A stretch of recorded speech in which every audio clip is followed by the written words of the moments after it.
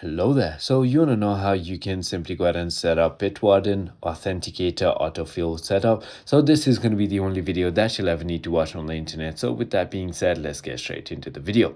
So in order to go ahead and set up Bitwarden Autofill, you need to enable it in your mobile setting or install and configure the browser extension.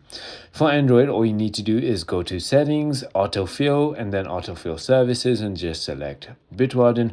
For the browser, the extension should work automatically after installation. On your iOS, the same thing applies as well. All you need to do is simply go ahead and head into settings and head into autofill, and then on passwords you can simply go ahead and set up Bitwarden. However, on iOS I don't really recommend it because you just have the iCloud keychain, which will not be that important for you. So Bitwarden is not going to be that important. I hope this video was helpful to you. If it was, hit that like button, and I'll